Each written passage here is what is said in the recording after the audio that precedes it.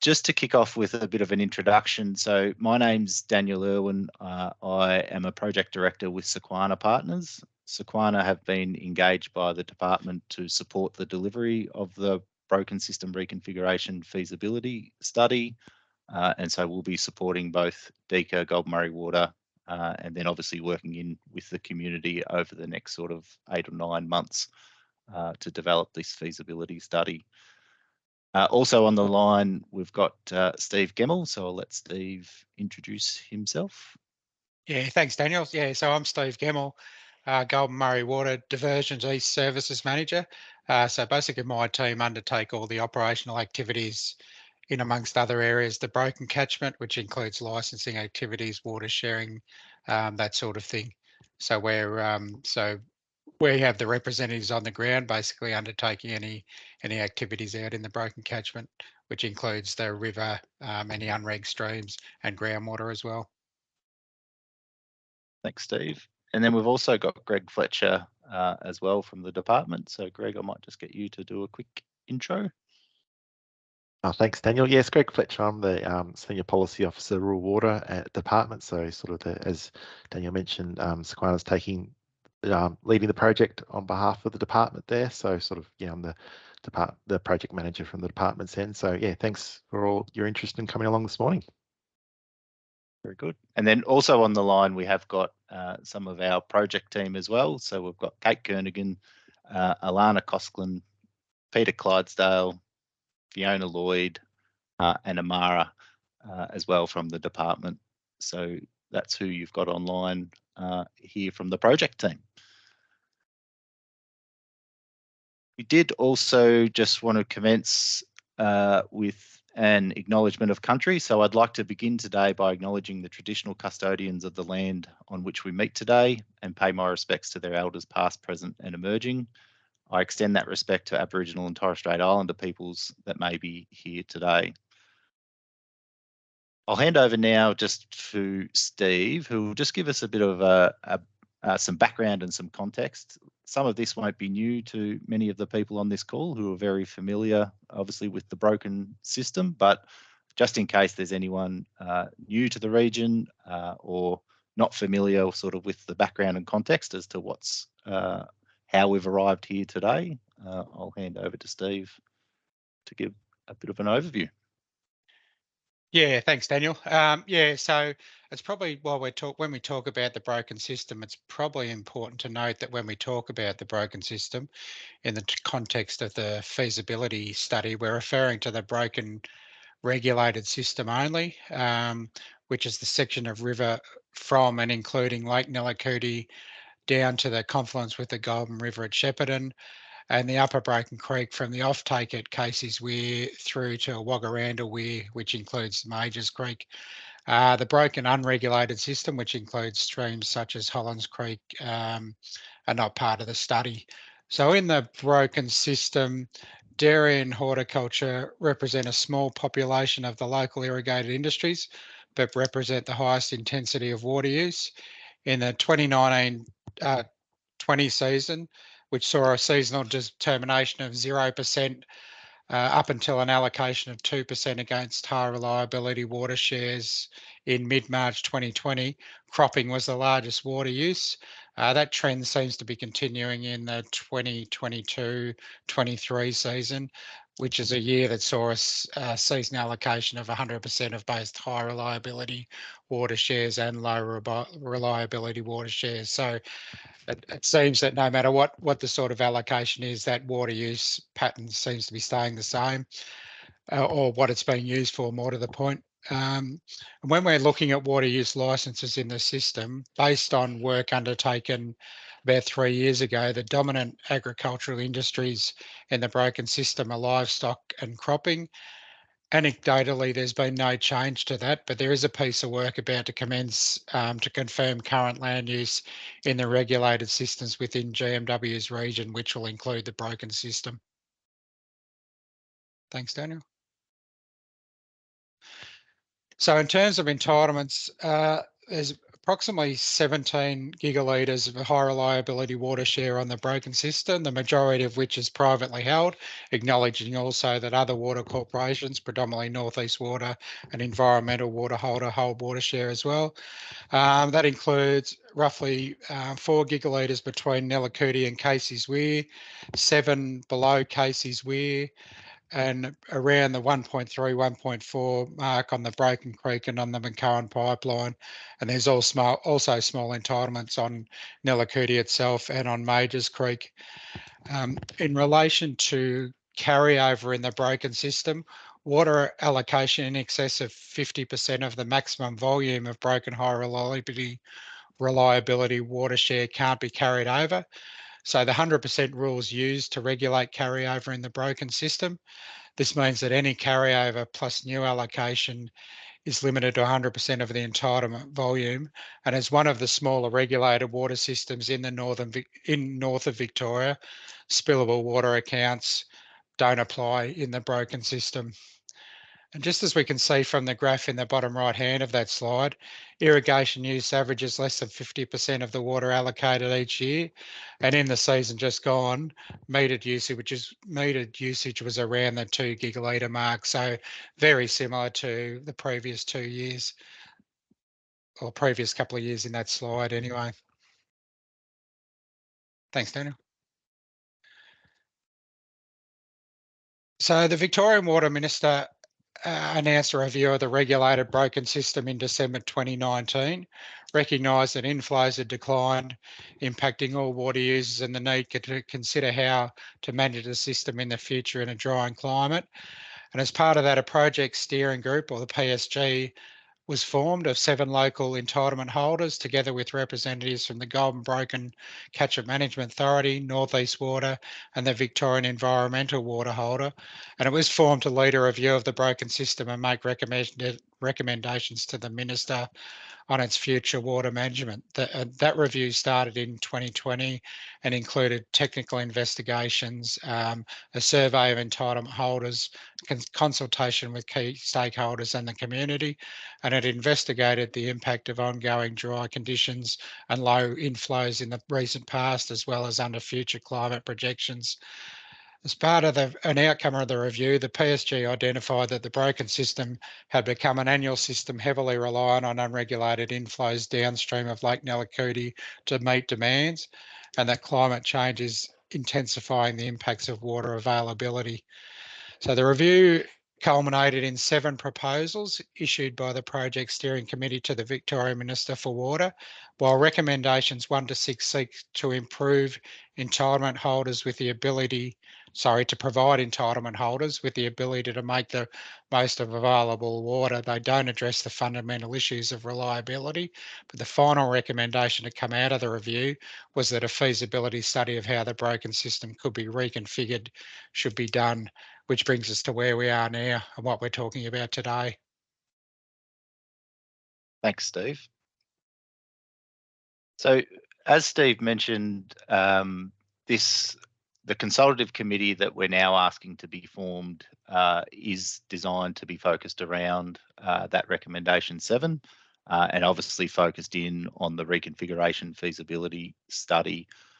So I guess what we wanted to do now was just give you a bit of an overview as to the different phases that the feasibility study process will work through over the next sort of, as I mentioned, 8 or 9 months, just to give you some context as to how it's proposed to investigate various reconfiguration options, and then how that would all be brought together in terms of a feasibility study outcome. And then what I'll do is I'll work through and talk about the role the consultative committee will play in that, as a really key sort of contributor to this whole process. So I guess phase 1, if you like, of developing up the reconfiguration feasibility study is for us to go through this process that we're sort of going through now. So it's planning out the project, and ensuring that we've got the right governance structures in place as well. So at the moment, we're going through the process to identify the various stakeholders associated with considering reconfiguration options in the broken system, And as you would imagine, customers and community are certainly at the forefront of that, but there are also other various stakeholders that need to be considered as well. So it's mapping through those to make sure that we've got good visibility of those stakeholders. Working through a bit of a risk assessment workshop, so that we can understand the risks and challenges associated with completing a feasibility study of this nature and put some controls in place to try and manage those. The governance materials and processes, the consultative committee is a key pillar, obviously, in the governance structure of this. It is exceptionally important that anything like this is co-designed with customers and community, and the consultative committee will play a central role in that, as will they play a key role in supporting the development of some key study principles. So how are we actually going to go about the development of these feasibility, this feasibility study? So that's sort of phase one, which we're sort of approaching the end of at the moment. And would largely conclude as we appoint the consultative committee over the next few weeks. The next phase would be moving into an understanding of the issues phase. Now, this ultimately gives us the opportunity to build on the fantastic work that's already been done, over the last 12 or 18 months with the previous stakeholder group that was formed as part of the broken system review that Steve spoke through. So for us, this is really just about making sure that there is a consolidation of information and data that can support the development of the feasibility study going forward. So it's definitely not about trying to re-prosecute or redo the work that's already been done, rather make sure that we've got that as the background and the basis, and then build on that moving forward with the new consultative committee as well. And I should acknowledge we do have a couple of members of that previous stakeholder group with us today as well. So thank you for your input and contribution to that over the last 18 months as well. So obviously then we get to the stage where we start to look at various reconfiguration options. Now, reconfiguration can obviously mean a lot of things to a lot of different people, but I guess, in its simplest form, reconfiguration can look at engineering solutions, it can look at on-farm configuration options, so there's a raft of options, I guess, that we can look at, really with a view of how we build an awareness of the system's capabilities in terms of water availability and sustainability, but then also how we build resilience almost to managing, through some of those challenges that, we've seen over the last few years, where we can have considerable amounts of water, through to effectively no water availability for periods of time. So it's looking at options that will help us manage through those different situations. So this process here would look at effectively, analysing the existing system, but potentially trying to break it down into sort of some more reconfiguration zones, if you like. So we can look at sort of sections of the network in isolation and collectively together to identify where there may be the best opportunity to apply different reconfiguration options or treatments, depending on specifically what's happening in that localised area. So this sort of phase would identifying a suite of options. So what does reconfiguration mean? What options could be considered or should be considered as part of the assessment and feasibility, and then undertaking sort of some technical assessment of those options, and getting community and customer input into what some of those options could look like. And then as you go into phase 4, I guess it's, starting to try and identify more so where may those options best apply, based on, as I said, the localised conditions that are presenting through conversation with those local landowners, and then starting to assess those options in a bit more detail. So, assessing from a social, cultural and environmental perspective, and then undertaking an economic assessment to determine the relative feasibility of the different options and the benefits, I guess, of undertaking those different options as well. So that's sort of phase 4, and then into phase 5, is obviously where we need to start to bring that information together. So again, working back with the community and customers on talking through the refined list of options that may apply, where that's possible to a specific localized area. Get feedback from the community on the level of support or otherwise for either 1, 2, 3, or 4 of those options, whatever may apply, and then consolidate all of that information together in terms of the key outputs being a community consultation report, such that it's clear in terms of the level of support or otherwise from the community, and then put together a detailed feasibility study report as well, that based on all of those previous phases, could make recommendations around feasible options for effective reconfiguration of the broken system. Now, certainly as we sit here today, there's no predetermined idea as to what that looks like. The whole purpose of this feasibility study is to investigate, identify various options and investigate, the relative feasibility of those. So that's just a high-level overview, I guess, of the project phases as we see it at the moment. And then the timelines for that, as you can see, is sort of really between obviously now with the aim of having this all brought together sort of by the middle of next year, so 2024. And obviously that time frame is trying to ensure that we've got time available there for us to be able to engage broadly with broken system stakeholders as well. Any questions just on the timelines as it sits before I move into the role of the consultative committee?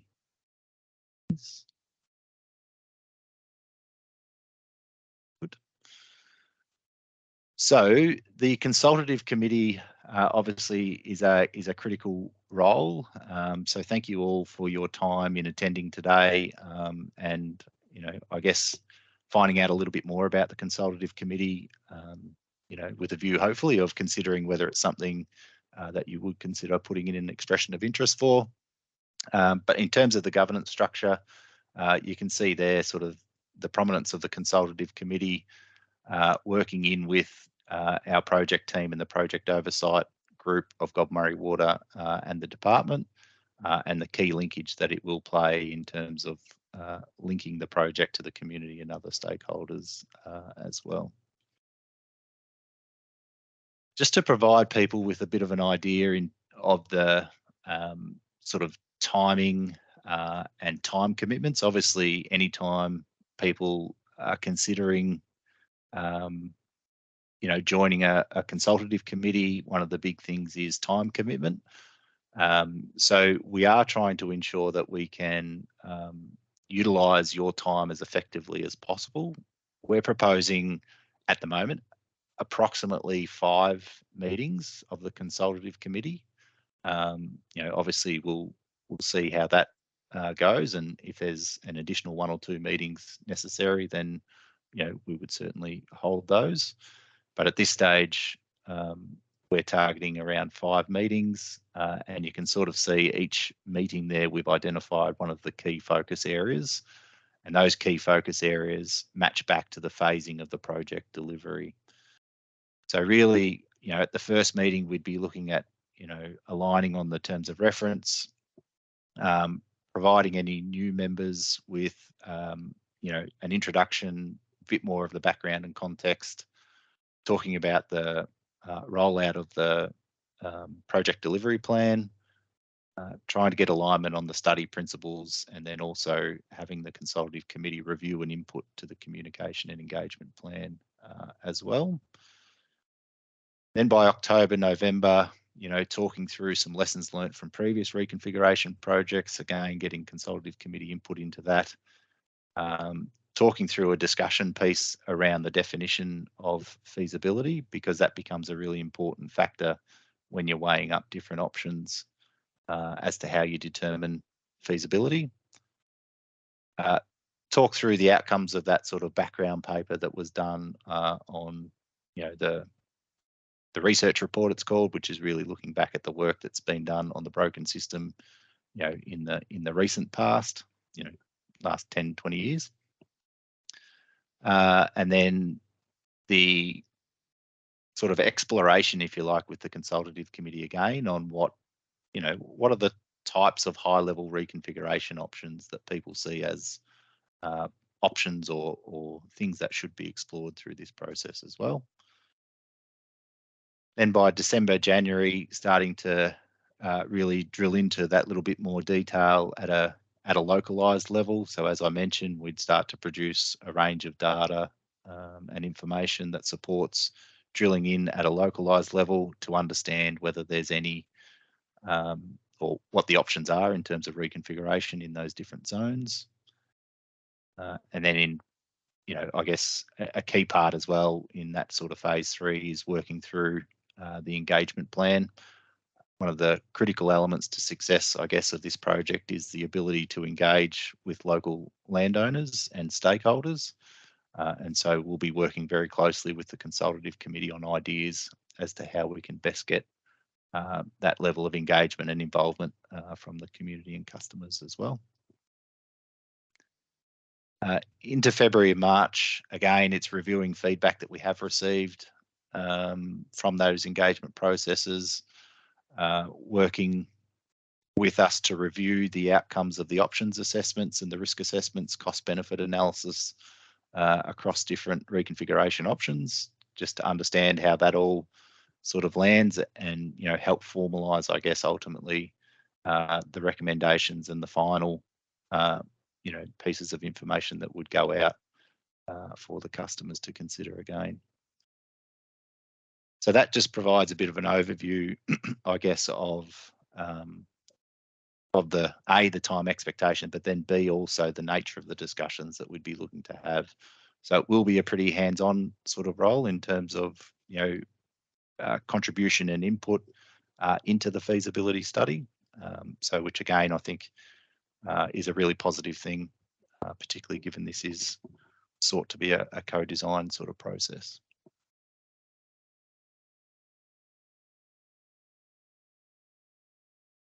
The roles and responsibilities of the consultative committee members, I think for anyone who's been part of consultative committees in the past, these would be relatively consistent with what you've seen previously. But fundamentally, I guess what we're looking to do is make sure that we can draw on your local knowledge and experience, and feed that into the development of the feasibility study.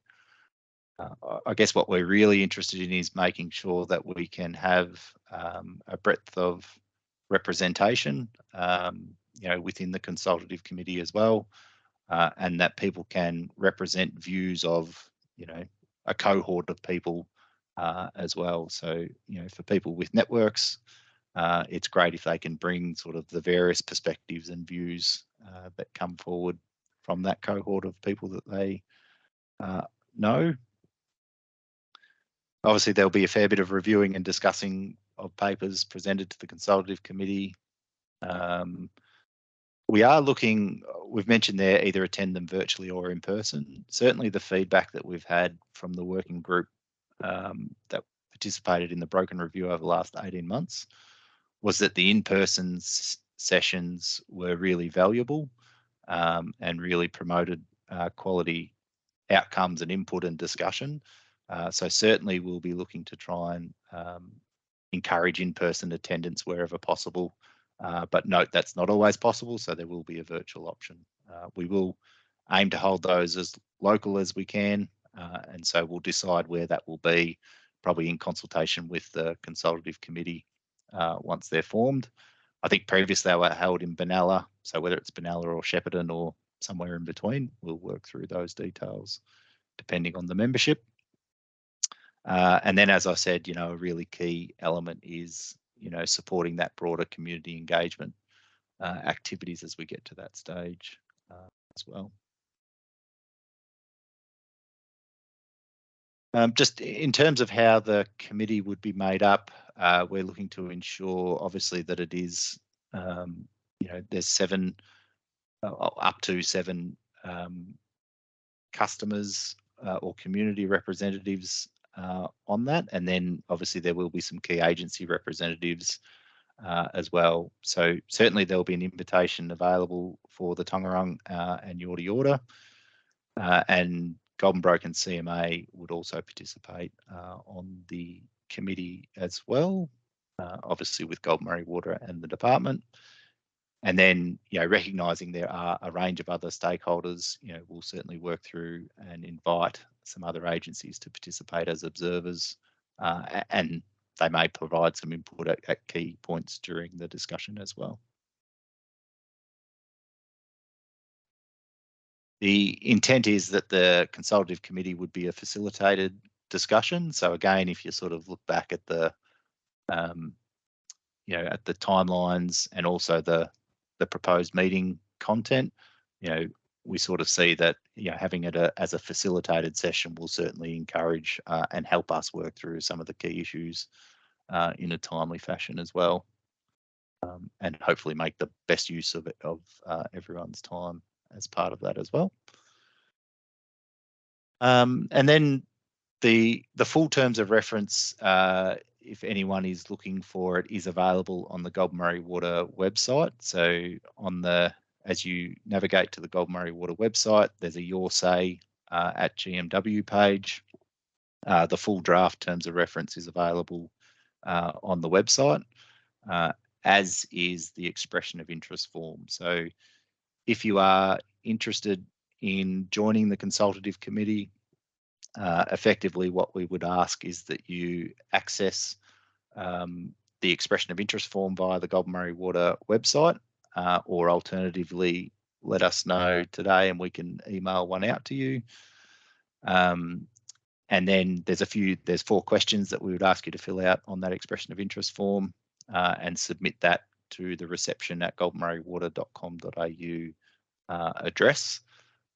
Those EOIs are due by the 13th of August, so Sunday week, I think it is. So that's sort of the action that would be required for anyone who's interested in joining the consultative committee. If you haven't already had a chance to do so, that expression of interest form is the form we would need you to submit by Sunday week. So that's, I guess just a high level overview of the consultative committee role, a high level overview of the project as it stands at the moment. Obviously, as we form that consultative committee, we'll go into a lot more detail and information. But I'll open the floor just to any questions or queries anyone's got, and I'll stop sharing my screen.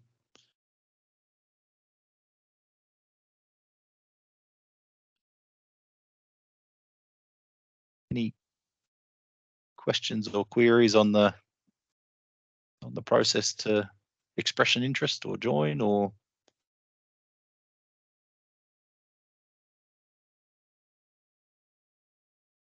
The other thing I should say is if there are any sort of questions or queries that you have that you might not want to talk about in front of the group, certainly Steve's contact details are available as well on the website.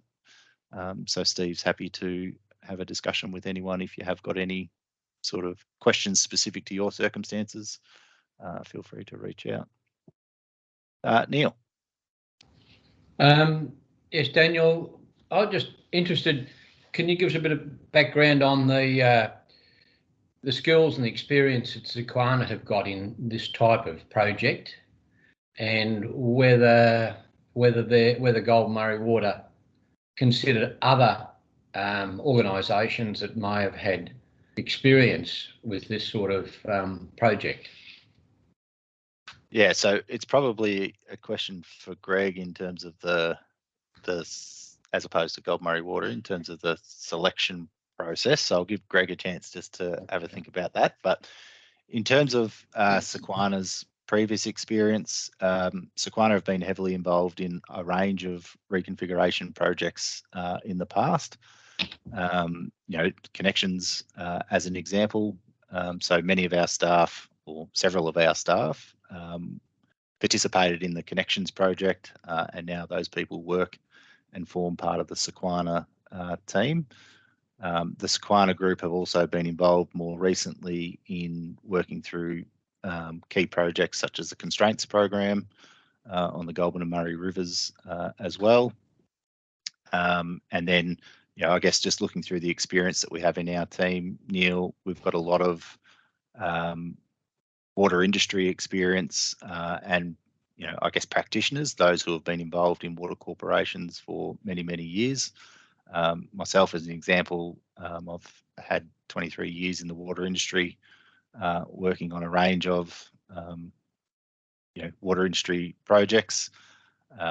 One more recently, I guess, was also looking at the Goulburn, the lower Goulburn sort of system in terms of the pumping infrastructure that exists in the lower Goulburn River as well.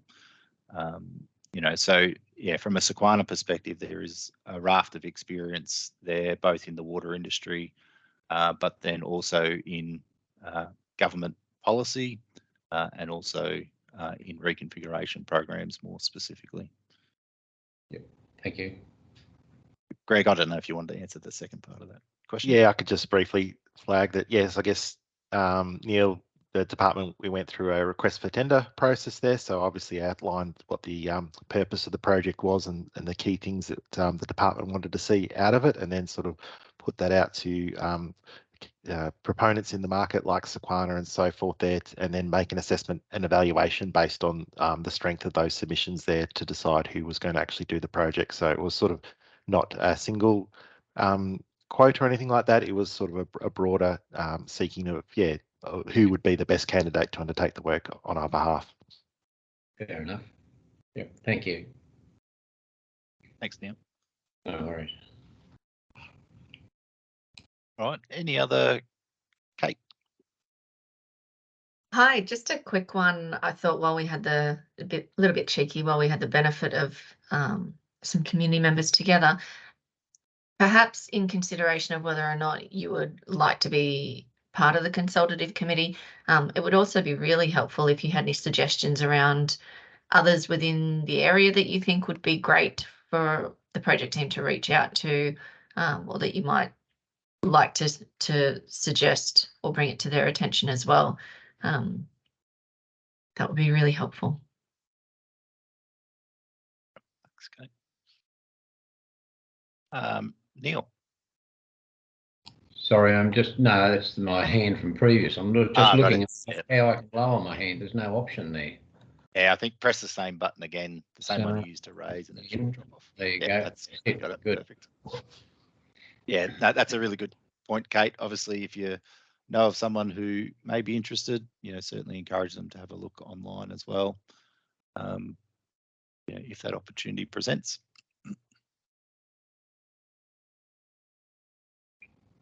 All right, Steve. Yeah, thanks, Daniel. Probably just a question for those of you who are customers on the broken system. Did everyone receive their letter in regards to the calling for the expressions of interest and around the feasibility study? Yeah. Excellent. Excellent. Yep. Good. That's good. That's always a bonus.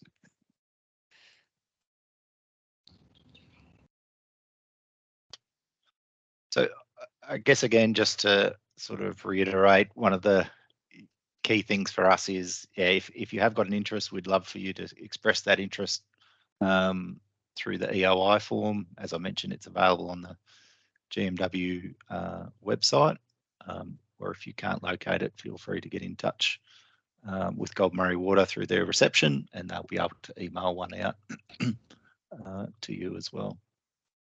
But that's an important step.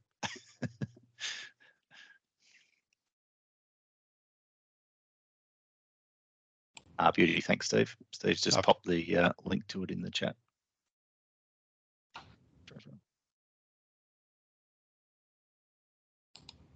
Very good. All right, so yeah, next steps from us from here, I guess ultimately, as I mentioned, the expression of interest close on the 13th of this month. Following that, we'll we, being the department and Gold Murray Water, will review the expressions of interest, select the consultative committee, and then obviously go through a notification process for those who have been successful, and if there's any who have been unsuccessful. And then we would look to have the first meeting of that consultative committee either very late in August or early September, just depending on availability of the consultative committee members as we get in touch with them. So that will sort of be our next sort of 3 to 4 weeks, is getting that up and running and getting that first meeting underway, so that the rest of the project processes can then follow. As I also mentioned, you know, really appreciate that you've taken the time to join and learn more about the consultative committee today. Again, hopefully it translates to an expression of interest form, you know, but you know, it is a really important project, both for the region, the customers and the community that live and work and play in that region. You know, so it's great to have some interest shown at this early stage. So I really appreciate your time. Thank you very much. Excellent. Thank you all very much for joining. There's nothing else from us, so if there's no other questions, yeah, appreciate your time. Thank you all very much for joining.